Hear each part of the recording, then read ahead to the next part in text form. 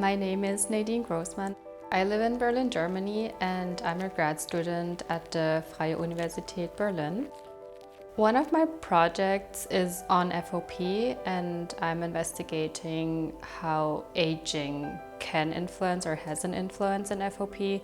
I spent 1 year in Philadelphia at UPenn in the Shore Lab, and that's where I actually started my FOP project. Working in Eileen's Shore Lab was really special to me and a great honor because that's where the gene was found back in 2006. When I was diagnosed with FOP in my early 20s back in 2014, I knew that the gene had been discovered. And then over the years, probably also during my studies, I realized that we actually needed multi-generational families to make all of this possible, to find the gene in the end. But I never knew that there actually was a German family involved. Over time, with meetings, and as the FOP community grew, we learned of more individuals at FOP, and we learned of more families who had FOP as well. In addition to the Smith family in Georgia, the family in Brazil, and the family in South Korea, there was a family that we identified in Michigan, a family from England, and a family from Paris. And then there was a family in very rural Bavaria, in a corner of Bavaria where Germany and Austria and the Czech Republic come together. A family that my good friend Ollie Morhart had found.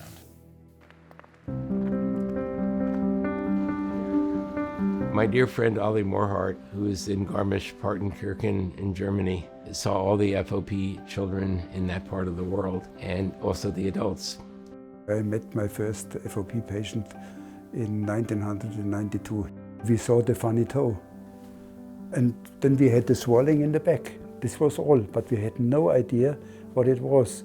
And I said, okay, now we look up in a book about all the different kind of toes which are so far found in human beings. And then we found this, and we found, oh, when you have in addition extra bone, then it's the Münchmeyer syndrome. This was the name which they used in Germany in this time, not FOP, but Münchmeyer. I sent him to the university because I thought they know much, much more than I do.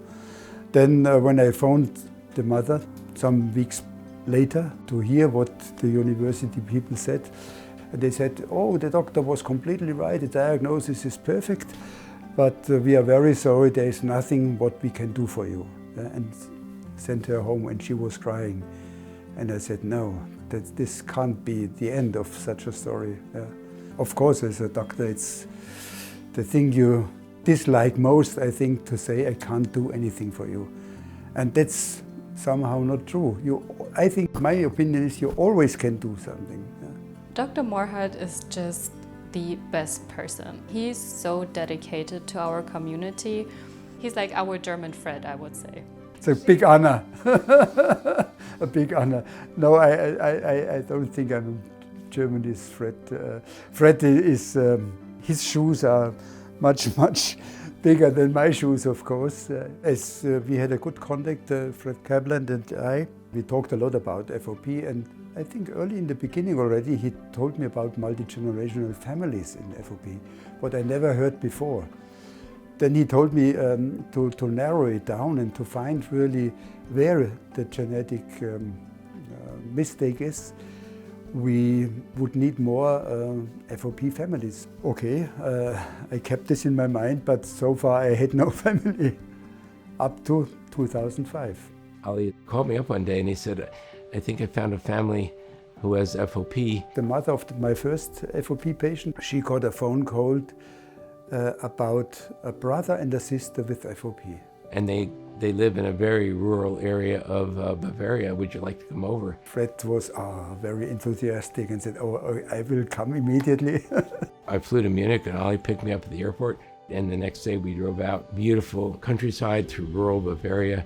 Yeah, it was a special journey. It was in March. It was still cold, but it was okay to go by car. There was still snow in the area. I remember the Seidl family coming out in the driveway as we pulled in, and they invited us in the house, and Mom made a cake and apple strudel, and we sat around the kitchen table talking to them for hours Norbert and Christine and Mrs. Seidl. I knew that we would get one step closer when we found the Seidl family. I only recently learned that a German family was actually involved in the gene discovery. Today we're at the Seidls in Bavaria and I'm really excited to meet them.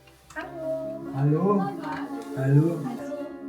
I'm super excited that I'm actually going to hear, what they remember from back then. Tell me what you remember from that day when Ollie Morhart and Fred Kaplan came to visit you and what it felt like for you. Dass also jemand vor mir gekommen tut und möchte uns anschauen, das haben wir nicht glauben können dann. Aber wie es dann wirklich der Kaplan eingegangen ist und der Dr. Morhart, dann haben wir es erst richtig geglaubt, dass es wirklich war. Da war ich sehr, sehr aufgeregt, weil, wie gesagt, der Besuch war schon einfach ganz besonders. Wenn man jetzt da denkt, es kommt ein Professor ins Haus.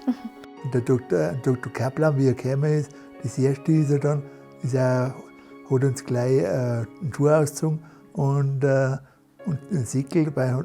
Dann haben wir gedacht, wie sollte dann dieser kleine Doktor, der mag die Füße sehen. When Fred and Ollie came, do you still remember if or what they told you about how important you were as siblings for the gene discovery?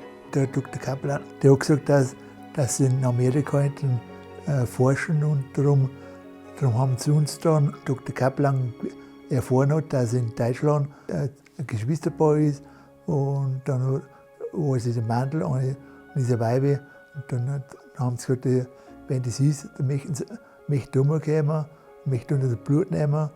Ja, und dann war der Hintergedanke, könntest du ja doch wieder mal ein bisschen mobiler werden, wenn da was rauskommt von der Forschung.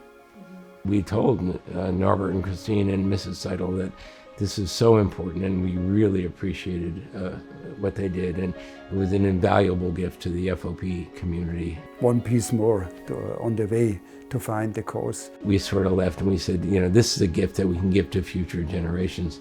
I loved every single second of meeting Norbert and Christine. It was just absolutely amazing meeting those siblings who were so crucial to find the FOP gene.